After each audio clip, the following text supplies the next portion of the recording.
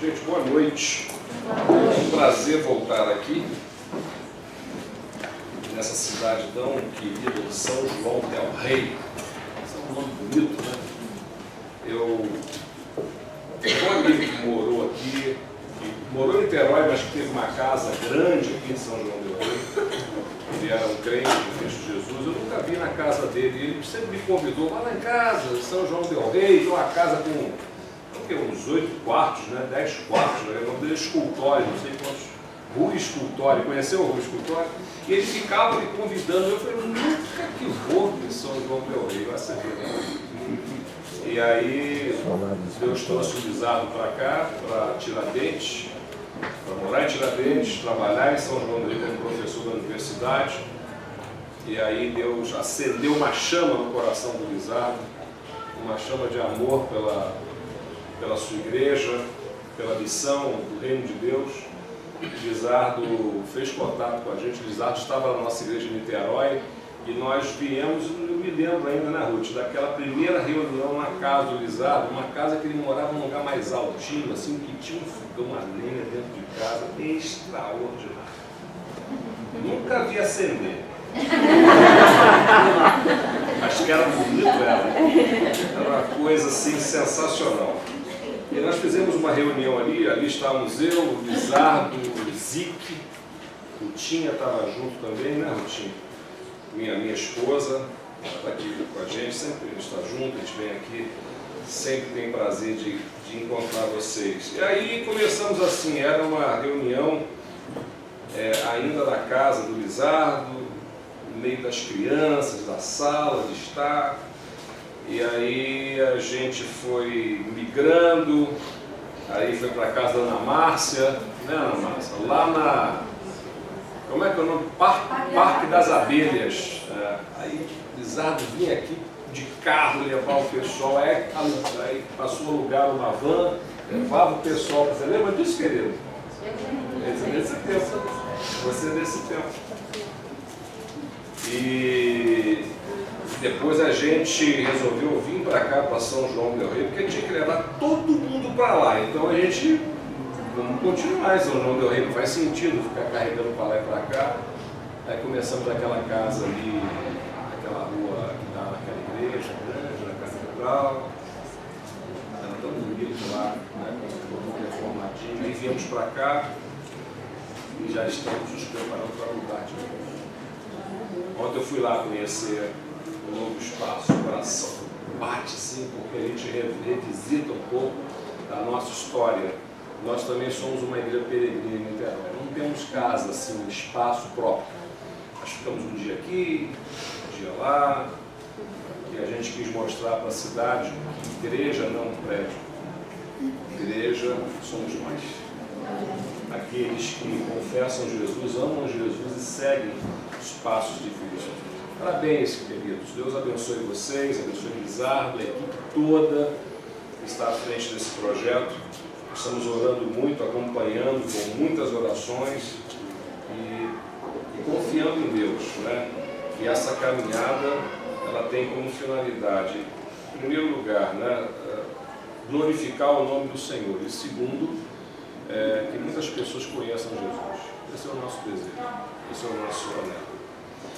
Lizardo falou que vocês estão em Efésios. Eu não vou pregar em Efésios hoje para vocês, mas o tema que parecia que não foi coberto pela série de mensagens em Efésios tinha a ver com relacionamento de irmãos, relacionamento daqueles que estão em Cristo. Eu quero falar um pouco isso sobre relacionamentos, sobre amizades que nós fazemos em Cristo Jesus. Me lembro que eu estava uma vez participando de um seminário internacional lá em Singapura, no Hagai Instituto. Não sei quando eu vim falar do Hagai.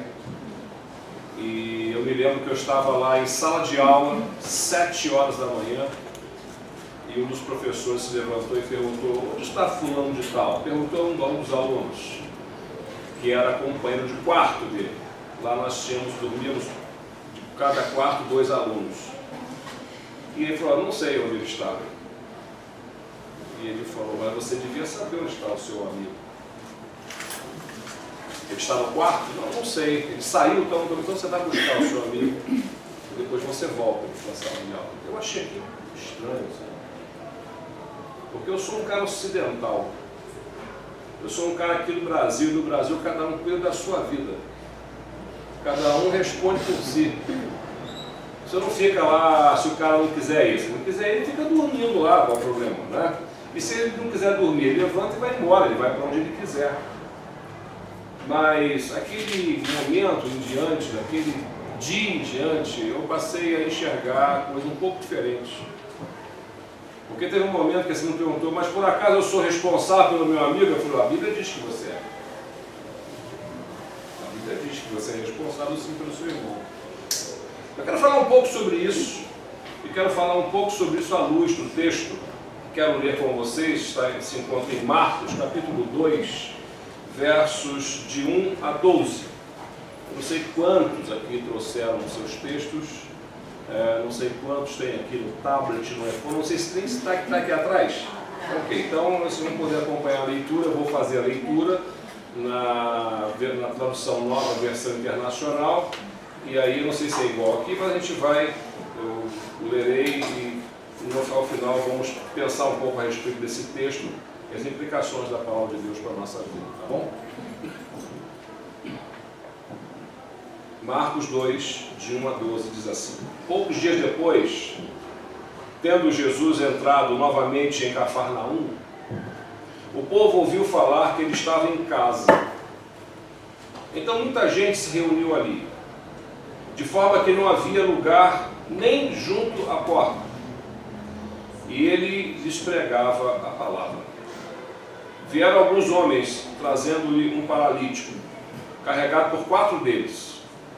Não podendo levá-lo até Jesus por causa da multidão, removeram parte da cobertura do lugar onde Jesus estava, e através de uma abertura do teto, baixaram a maca em que estava deitado o paralítico. Vendo a fé que eles tinham, Jesus disse ao paralítico: Filho, os seus pecados são perdoados. Estavam sentados ali alguns mestres da lei, raciocinando em seu íntimo: por que esse homem fala assim? Está blasfemando. Quem pode perdoar pecados a não ser somente Deus?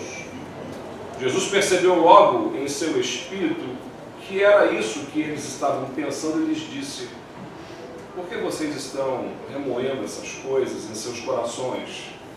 O que é mais fácil dizer ao paralítico: os seus pecados estão perdoados? Ou levante-se, pegue a sua cama e ande?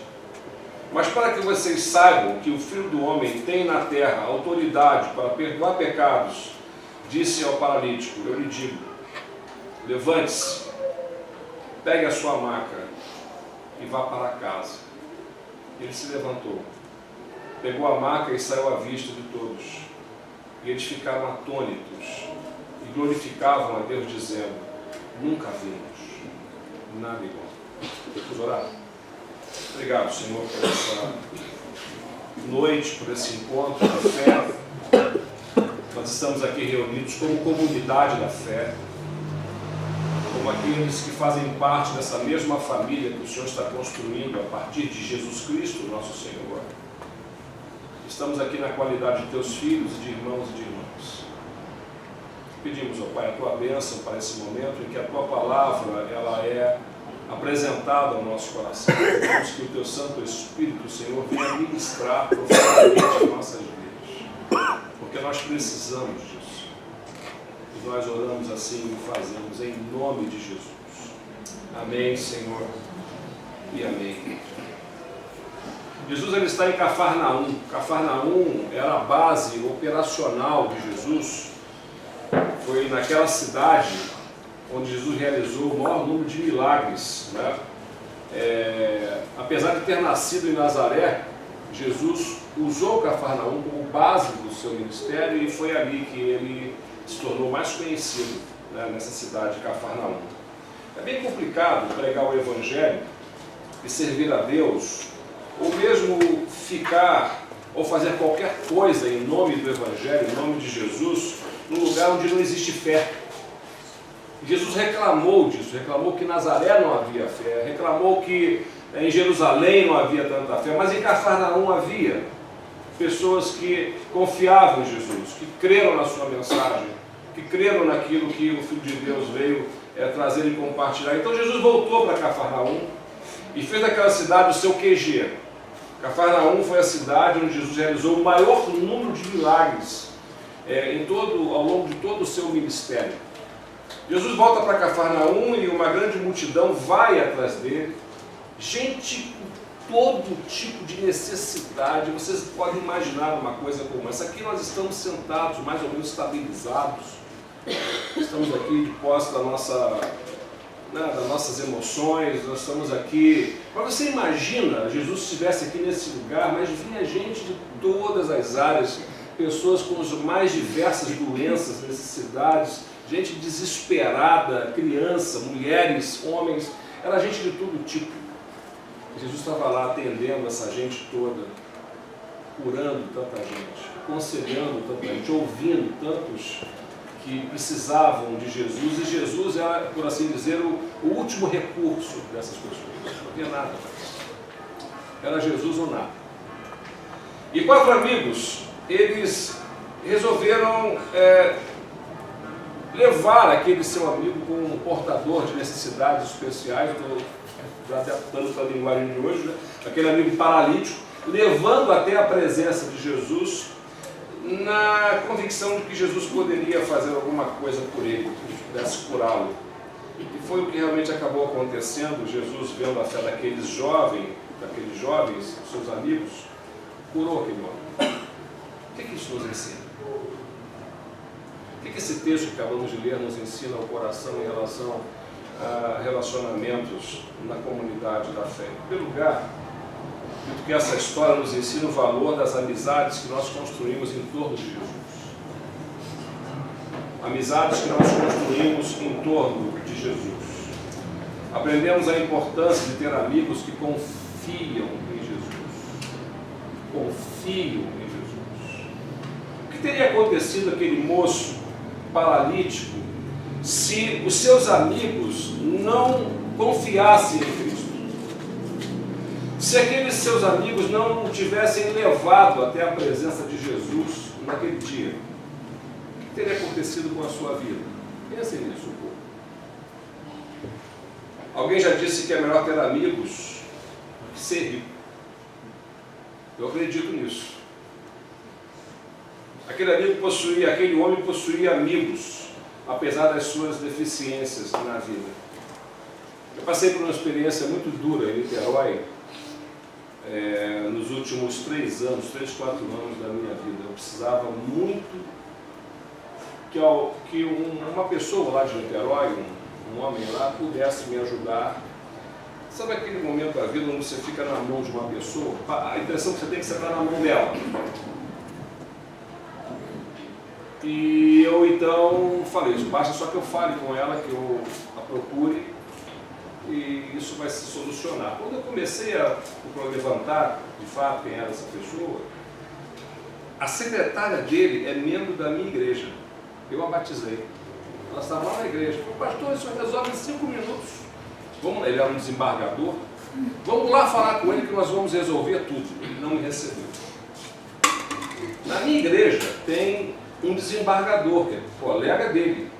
E eu falei com esse desembargador, eu preciso muito falar com esse momento, esse rapaz.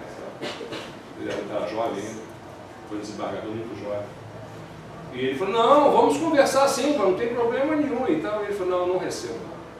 Não é nada contra mim, não, é a posição dele. Ele nem me conhecia, e nem nada que me implicava, assinalei, simplesmente ele não me recebeu. Eu virei para cá, virei para lá, procurei pessoas afins e tal, e as pessoas diziam assim, olha, esse cara, infelizmente, você foi depender da pessoa. Você foi depender de uma pessoa que não tem amigos, que não faz nada por ninguém, e não vai fazer nada por você. Nada. E eu fiquei me perguntando, por que alguém escolheria viver assim, sem ter amigos, que não quisesse me receber? Eu era um estranho para ele. que ele não quisesse nem ouvir nada que eu tinha para falar e compartilhar com ele, eu entenderia. Mas por que uma pessoa viveria assim, sem ninguém, sozinho? Eu arrisquei algumas respostas. Talvez por achar que ele se bastasse para si mesmo. Ou talvez porque não quisesse ser incomodado por ninguém. Ou porque tivesse medo de se relacionar. Ou por puro egoísmo. Ou por timidez. Ou por preguiça de ter que lidar com as gentes, com as pessoas. Porque amigos dão trabalho, não? Não. Inimigo não dá muito trabalho, mas amigo dá um trabalho, rapaz. Porque o amigo pode pedir para você um monte de coisa, ele pode demandar para você um monte de coisa, ele te liga 3 da manhã para falar de um problema que você nem sabe o que é, e você tem que trabalhar no dia seguinte, você tem que acordar cedo, tem que estudar, tem prova. Pega lá, PPT, para você saber. O que vai ser isso, cara? O amigo faz isso. Também não ser amigo de ninguém, né? Porque aí você é incomodado. Com isso, a solidão vai se instalando na gente e a gente vai ficando só e a vida vai se fechando, vai se fechando, vai se fechando.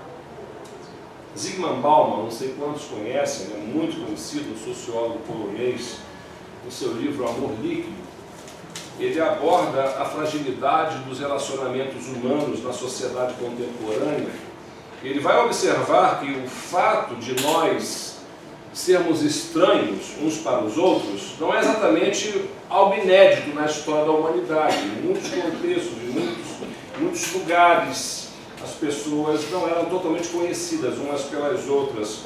Mas o ineditismo está em que na sociedade contemporânea nós nos mantemos como estranhos por um longo tempo uns dos outros e até mesmo perpetuamente.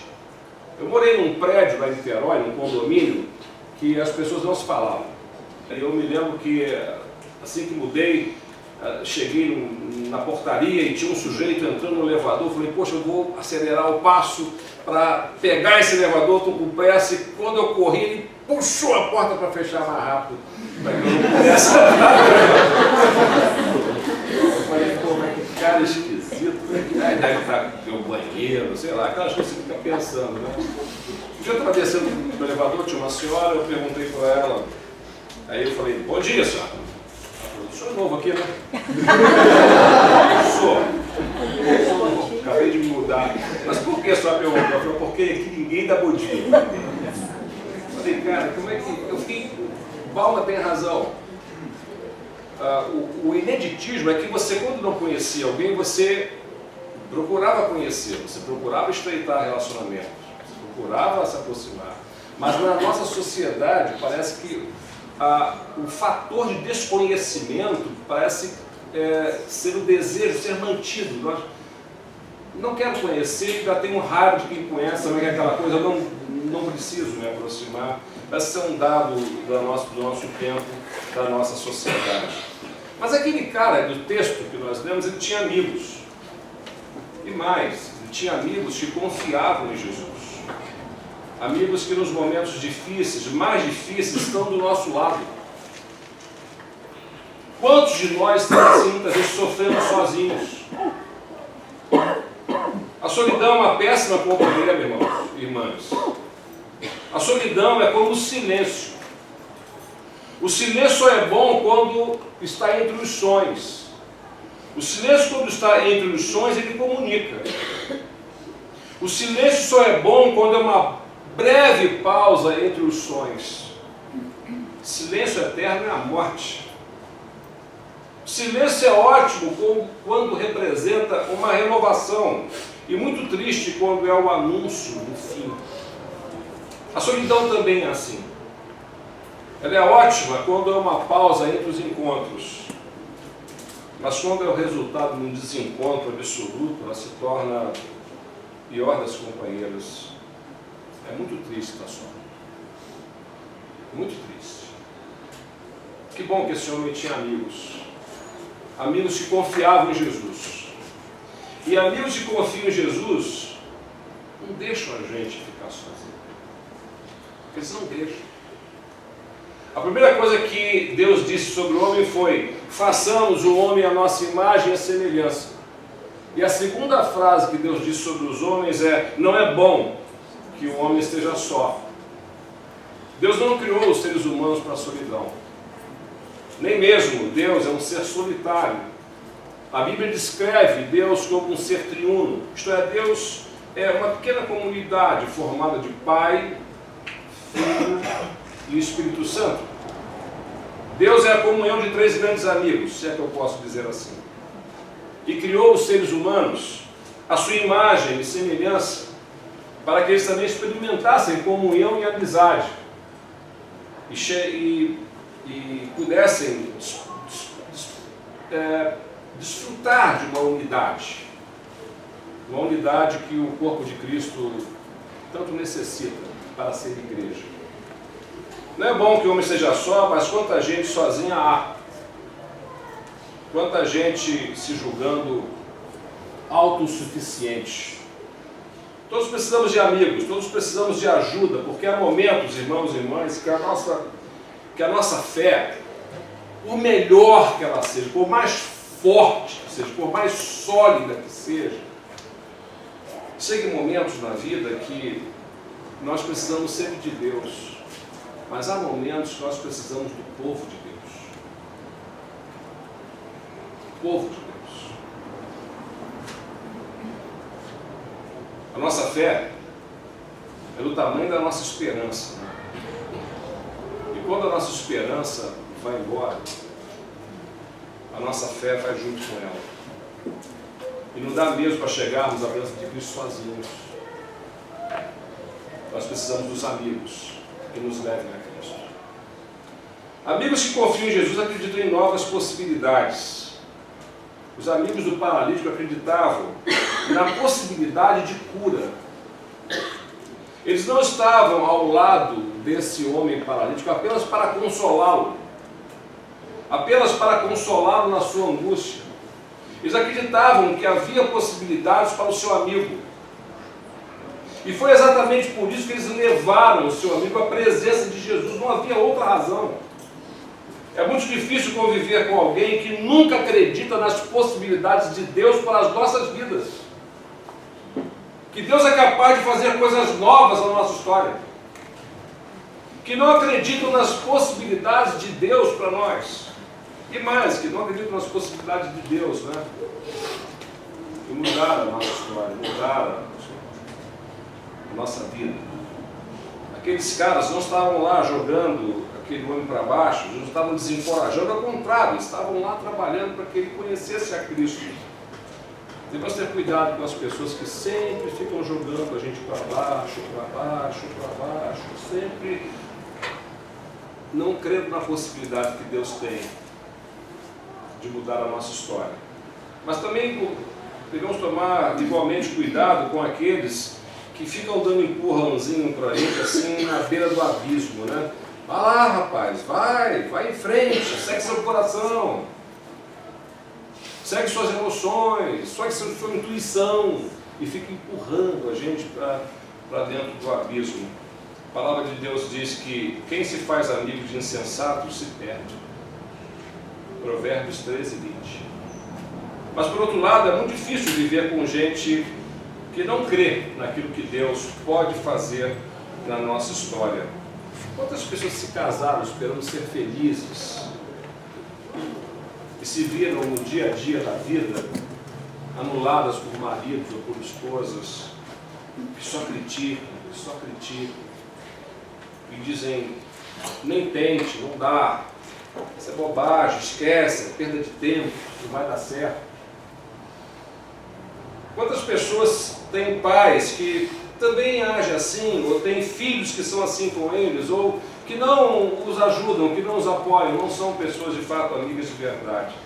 Que bom que esse homem tinha amigos que confiavam em Jesus, amigos que creem nas novas possibilidades de Deus para a nossa vida, principalmente naquilo que Deus ainda não fez e quer fazer na nossa vida.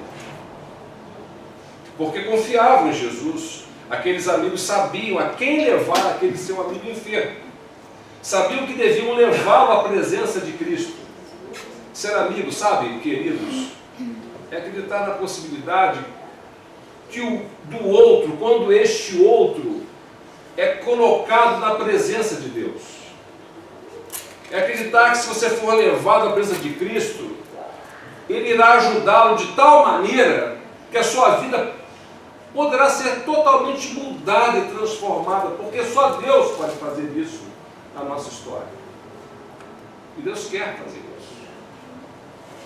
Porque fé é acreditar nas possibilidades que existem quando nós vamos à presença de Cristo. É por isso que no livro de Hebreus diz que quem se aproxima de Deus precisa crer que Ele existe e que Ele se torna galardoador daqueles que o buscam. Entende isso? Precisamos crer que Ele existe e que Ele é capaz de intervir na nossa história, intervir na nossa vida, mudar o rumo da nossa vida. Mas amigos que confiam em Jesus, eles também fazem outra coisa. Eles não só negam os seus dons, as suas habilidades, as suas competências. Há aqueles que se dispõem a ir com a gente até um determinado ponto da vida. Mas quando se dão conta de que para ajudar vai custar muito, quando se dão conta de que para fazer mais vão ter que ir além, vão ter que dispor dos seus dons, da sua capacidade, do seu trabalho, do seu sacrifício, eles param. Aqueles amigos, quando viram a multidão, com gente saindo pelo ladrão, tanta gente que não havia nem lugar para sentar, então eles podiam ter dito: olha, companheiro, trouxemos você aqui nesse dia, mas não é possível. Não tem nem como entrar naquela casa, é impossível, não tem como chegar perto de Jesus, olha tanta gente. Porque quando as portas estão trancadas, outros caminhos precisarão ser encontrados. Mas alguém decide atrapalhar, decide ser o problema, decide ser a obstrução do caminho. Daí só Deus mesmo pode nos ajudar. Mas o caso aqui, esses amigos encontraram soluções. Eles poderiam ter dito para o seu amigo paralítico: olha, quando Jesus voltar à cidade, a gente leva você, a gente conduz você até lá. Mas não foi assim não. Eles dispuseram dos seus dons, seus talentos, seus recursos para ajudar o seu amigo. Eles se dispuseram ao sacrifício. E que bom que eles disseram isso, que eles fizeram o que fizeram. Já que não tem uma porta aberta, a gente vai abrir um lugar aqui no telhado, vamos baixar você pertinho de Jesus, para que Jesus veja você, para que Jesus olhe você, para que Jesus possa de fato ajudá-lo. Os amigos daquele homem abriram portas onde não havia porta. Não teve uma ideia logo, vamos providenciar lá uma corda, o terceiro subiu no telhado, devia ser o mais magrinho, né, que subiu no telhado e tal, e baixou aquele sujeito lá, aquele seu amigo tão necessitado, e aquele seu leito na presença de Jesus. Eu pergunto a você nessa noite, você tem amigos assim? Amigos que não param nas primeiras dificuldades? Amigos que não abandonam você quando fica difícil? Pergunto mais, você é um amigo assim? Você é um amigo que acredita que Deus tem o poder de mudar a vida daqueles que você ama? Daqueles com quem você tem construído uma história, um relacionamento? Que bom que eles colocaram os seus talentos. Obrigado, Pedro. Obrigado pela sua amizade, tá? Seus talentos, seus dons, seus recursos em favor daquele amigo necessitado. Você sabia que é por isso que Deus dá dons a você, que Deus dá talentos a você, que Deus dá recursos a você? Há tanta gente que precisa, há tanta gente aqui nessa noite que talvez seja sozinha. Precisa daqueles que são amigos de Cristo, daqueles que andam com Jesus. Às vezes, Deus deixa você experimentar um pouquinho de como é que Deus faz para abençoar a gente.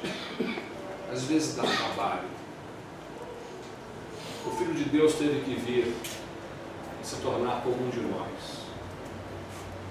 O Filho de Deus teve que pisar na mesma poeira que a gente pisa.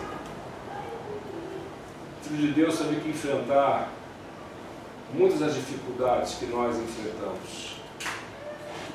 Fome, sede, gratidão, traição. O Filho de Deus foi à cruz, se submeteu ao sacrifício da cruz, para que nós pudéssemos receber a salvação que Deus tinha planejado para nós. Às vezes Deus deixa você experimentar um pouquinho, ter um pouquinho de trabalho, só um pouquinho, para que você experimente como é que é essa lógica de cuidar daqueles a quem Deus quer abençoar através de você. Amigos que confiam em Jesus levam a gente à presença de Jesus. Do que é que você precisa? Se eu perguntasse a você nessa noite, o que é que você precisa? Você precisa de perdão? Você precisa de poder? Está difícil enfrentar certas circunstâncias na vida? Você precisa de sabedoria, de graça? Você precisa de alívio? Você precisa de cura? Jesus reagiu à fé daqueles amigos. Interessante isso. Às vezes a gente não dá para criar uma doutrina nisso, mas é interessante. Jesus reagiu à fé daqueles amigos. E o texto diz que, vendo Jesus a fé que eles tinham, fé genuína é assim, sabe, meus irmãos, minhas irmãs, meus amigos, fé genuína arregaça as mangas. Quem crê, coloca mãos à obra.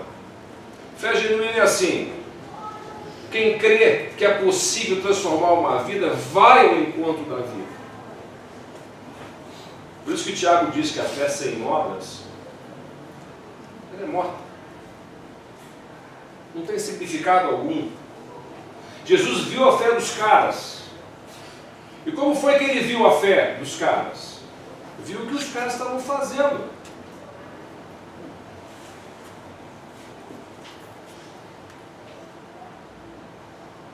E disse para o paralítico: filhos, perdoados estão os teus pecados. Aí não. Aí complica, né? Porque os religiosos ficam muito bravos. Muita gente fica brava quando dá perdão de pecados. Haverá sempre alguém para achar que o perdão é demais. Que não dá para perdoar.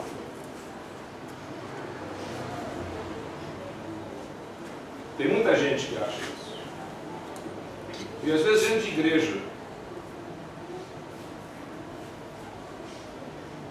Gente que acha que o perdão é demais. Mas Jesus perdoou, irmãos. E o perdão é sempre o início da cura.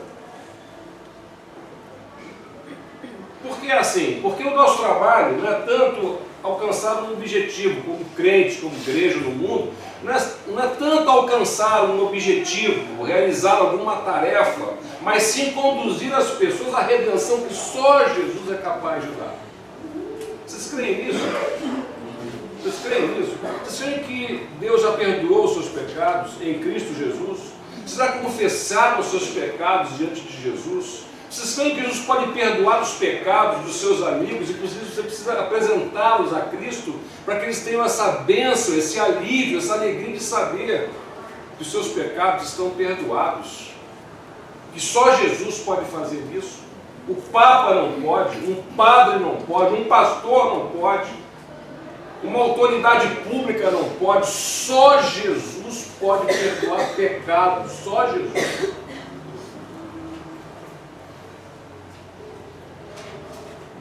Alguém precisou do seu perdão? Que você pode oferecer em nome de Jesus? Perdoe. Perdoe-a para que ela possa andar de novo. Porque quando não há perdão, irmãos, não tem dia seguinte. O perdão é o que nos permite ter o famoso the day after. Quem não perdoa fica ali, naquele ponto, o resto da vida, e passam os anos, e passam os dias, e passam as horas. Só quem é perdoado tem o dia seguinte para viver. Há alguém a quem você precisa pedir perdão? Então se apresse a pedir, em nome de Jesus, para que você possa pedir. Sabe, vale a pena acreditar nas possibilidades que as pessoas têm quando são colocadas na presença de Jesus. Gosto de pensar que esses amigos representam, num certo sentido, a igreja de Cristo. Porque Jesus fundou a igreja para ser exatamente isso, uma nação de amigos. Uma nação de gente que se carrega mutuamente e que juntos carregam uns aos outros. Não é isso? Jesus Cristo não fundou a sua igreja para ser uma nação de juízes. Não. Não. Jesus fundou a sua igreja para ser uma nação de sacerdotes. E o sacerdote, antes de tudo, um amigo. Porque ninguém pode ser um sacerdote se antes não for um amigo. Por quê? Porque sacerdote é aquele que intercede. Sacerdote é aquele que leva até a presença de Deus. Sacerdote é aquele que ora. Sacerdote é aquele que acredita que o perdão é possível. Sacerdotes são amigos. São gente com quem se pode contar. É impossível sermos sacerdotes se antes não formos aqueles que carregam, para que aquele que é carregado possa receber e obter o perdão. A igreja de Cristo tem esse chamado amizade. O soldado, ele pediu ao seu superior permissão para buscar um amigo que não havia voltado de uma missão. E o superior disse que não, porque muito provavelmente esse soldado já estava morto.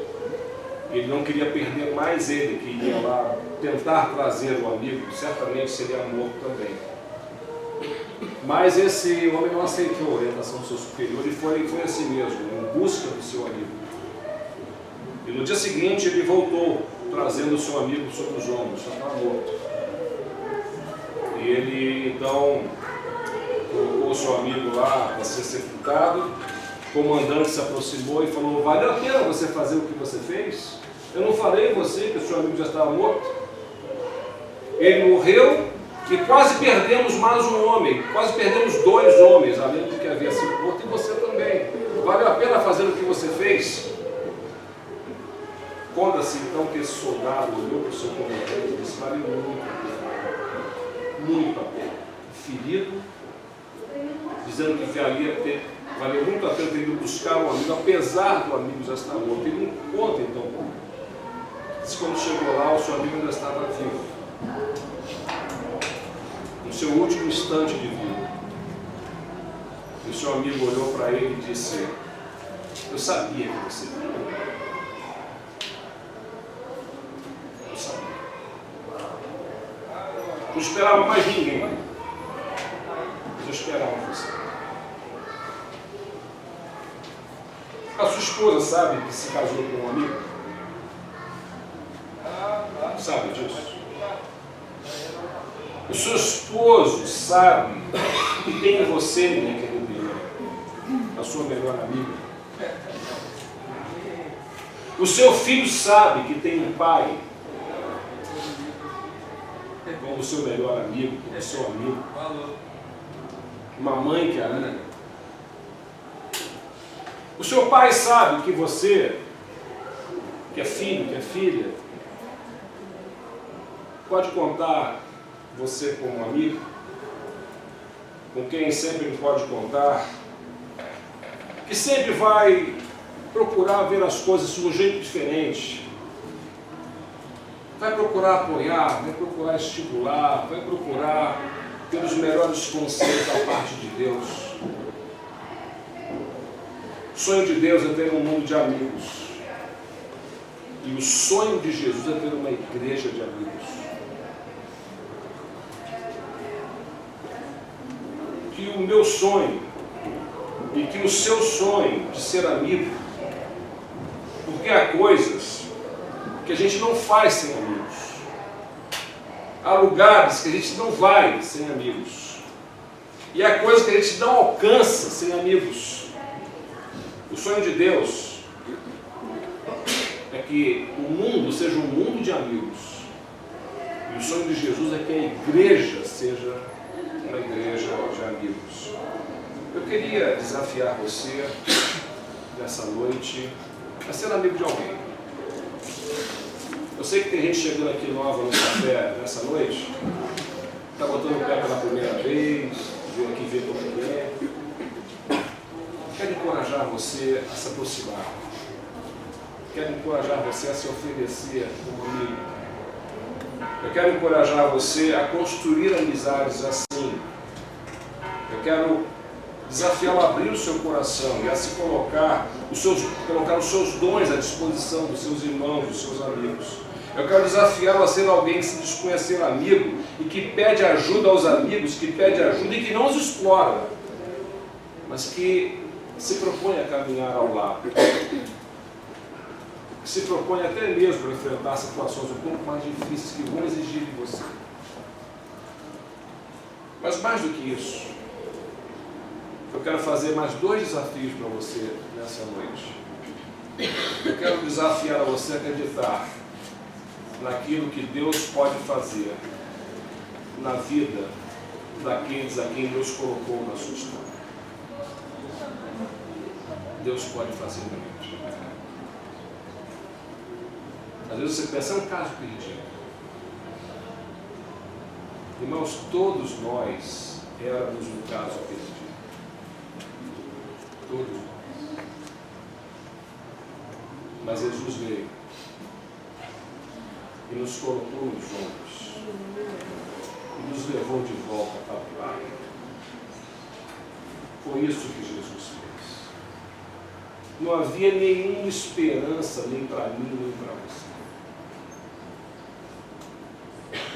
Nós só podemos estar numa noite maravilhosa como essa, adorando o Senhor, orando uns pelos outros, crendo nas promessas de Deus para a nossa vida, crendo que há esperança para a nossa vida, porque Jesus não deixou para lá. Porque Jesus é o nosso verdadeiro amigo. Nós cantamos, vemos aqui o texto da palavra de Deus.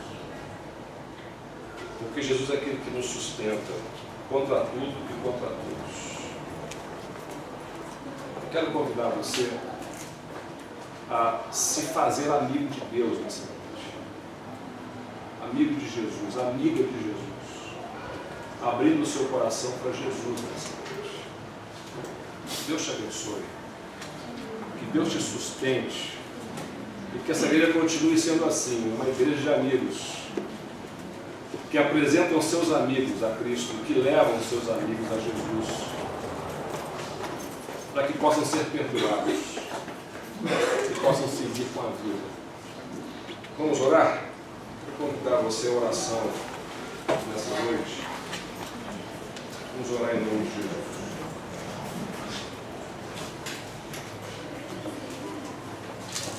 Curva sua cabeça, feche seus olhos.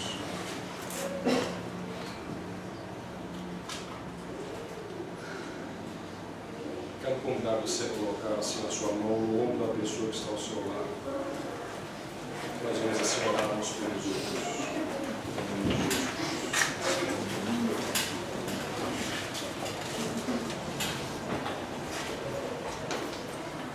Senhor, obrigado por essa noite, onde nós nos reunimos aqui por causa de Cristo Jesus, nosso Senhor. Tudo que está acontecendo aqui é por tua causa, Senhor. Tudo, absolutamente tudo. É tudo para a tua honra, tudo para a tua glória, Senhor. Obrigado porque tivemos a oportunidade nessa noite de adorar o teu nome, de interceder uns pelos outros, de receber a tua palavra no nosso coração. E nós suplicamos, Senhor, que essa noite seja de fato uma noite de celebração das amizades que nós estamos construindo em teu nome. Nós intercedemos pelos nossos irmãos e irmãs que estão aqui nesta noite, Senhor. Suplicamos, ó Pai, que o Senhor derrame tua graça sobre eles.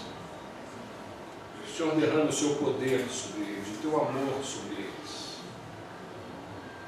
Que nessa noite, ó Pai, haja perdão de pecados aqui entre nós, Senhor. Que hajam pessoas dispostas a confessar os seus pecados, a abrir seus corações, receber graça que cura, graça poderosa, Senhor, graça que nos visita no mais fundo do nosso ser. Pedimos, ó Pai, que essa noite seja um ano de reconciliações aqui entre nós, Senhor. Se alguém aqui se sente estremecido com algum irmão, com alguma irmã, Senhor, eu suplico que nessa noite, Senhor, haja conserto, haja perdão, Senhor. Em teu nome, Jesus. Em teu nome, Senhor. E suplico mais, Senhor, suplico que nessa noite haja pessoas aqui, Senhor, que sejam dispostas a se tornarem seus amigos. Abrir o seu coração para o Senhor. Confiar naquilo que só o Senhor é capaz de fazer. Confiar que o Senhor é capaz de dar um novo rumo, Senhor, uma nova direção para a nossa vida. Que o Senhor é capaz de de acertar o nosso passado, Senhor, de derramar o teu sangue precioso na cruz, foi exatamente para isso, Senhor, para que o nosso passado, a nossa vida fosse perdoada, Senhor. Que nós pudéssemos ter esperança em Ti. E a convicção, Senhor, de que nunca mais nós vamos nos separar do Senhor. Nós temos com o Senhor um pacto eterno. Louvado seja o teu santo nome, Senhor. Te louvamos por tudo que o Senhor tem feito na nossa vida e por tudo aquilo que o Senhor ainda vai fazer. Nós oramos assim, em nome de Jesus, nosso Senhor e Salvador. Amém, Senhor.